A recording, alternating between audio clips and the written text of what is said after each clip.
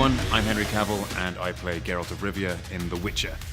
I'm here today to talk about some of my training and how it has differed over the years, especially from movies like Immortals and Superman up until now in The Witcher. I'm going to show you some of my movements with my trainer that apply to my weights regime. Every morning I started with fasted cardio and then I did a weight training regime which happened whenever I could fit the workout in with my schedule.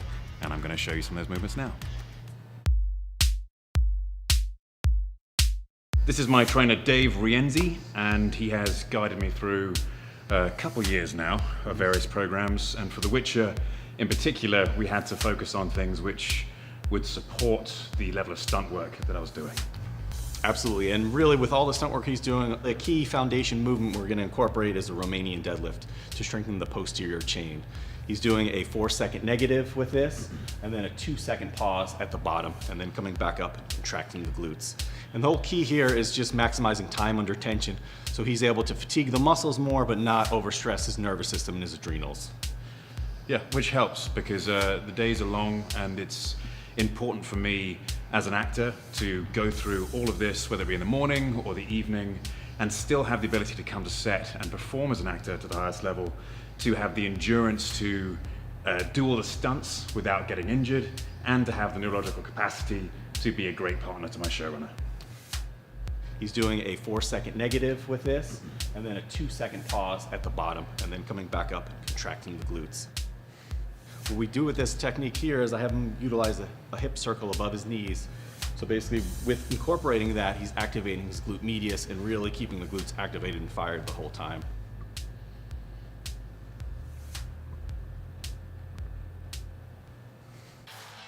So the next exercise we're utilizing here is a hyperextension. We're actually doing this on a glute ham machine, which is going to be more challenging than a traditional hyperextension machine. And what we're focusing on here is isolation, really contracting the glutes at the top, holding each repetition for 2 seconds, and really continuing the conversation and making sure the posterior chain is as strong as possible. When it comes to the posterior chain and the kind of stunts I have to do, especially when it's pirouettes with swords, anything which is based upon one leg movement where a knee can have a bad injury if you don't have that glute medialis engaged or that posterior chain, this stuff is what saves me. And the focus here is again on isolating the posterior chain, really activating the glutes in the lower back. He's performing the repetitions by pausing at the top for 2 seconds and really squeezing and engaging those glutes. And then his hands are behind his head, which actually makes the movement a little bit more challenging, engaging a little bit more of the erectors as well. Another key to Henry's training here is really focusing on core strength. So this movement we're doing here is an oblique static hold. And what he's doing here, he's extending his arms, he's holding in his core tight, and basically what this is allowing us to do is activate the transverse abdominals and the obliques at the same time. He's also keeping his glutes engaged. By extending his arms out and then inward, he's making the movement even more challenging. So typically what we'll do is he'll hold it out here for about 30 seconds, and then he'll go into extensions.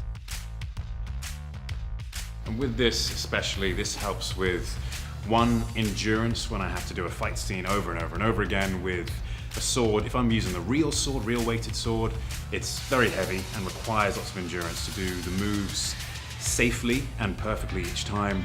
And it also allows for nice explosive movement, which is very typical for The Witcher.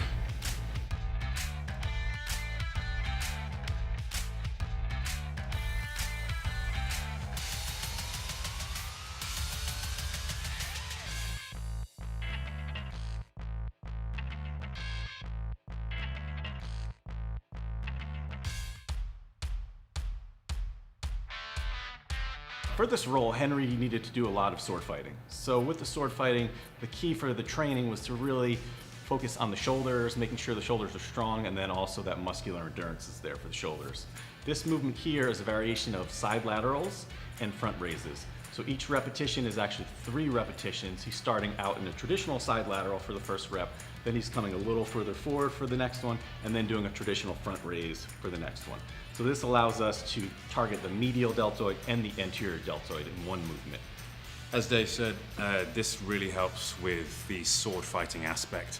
Swords are typically very, very heavy, and when you're using them all day long, over and over and over again, every day, it really does help to have that muscular endurance in the shoulders and the strength to be able to move in explosive movements and also control, because when you're film fighting, you're not going through for kill strikes. You're pulling the blow at the last second, but you have to keep that speed up between the striking moment and the stopping moment to make it look realistic.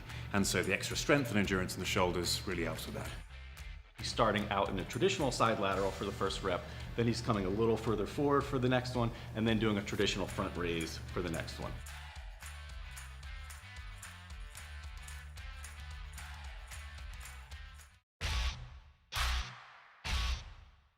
So this exercise we're performing here is going to be a dumbbell curl alternating from a static hold. Yeah, for the sword work in particular, again, what this really helps with is my forearms. That constant time under pressure. When you're holding a sword, the first few takes are fine. When you're into take 16 of the day and you're doing very complex movements with your wrist, your forearm does start to die, and you then end up throwing swords across the room rather than making a swing. And so it does make a big difference to have that muscular endurance in the forearm especially. With horse riding also, this can make a difference because if you have a particularly powerful horse, whether it be a stallion or anything else, which is really, really going for it, to have that necessary heave back on the bit, it does help. It does help to have extra strength there. What's unique about this exercise is it allows us to keep the biceps under tension for a longer period of time. It allows us to get more activation out of the forearms, and then also continue working on that muscular endurance that is so important for his role.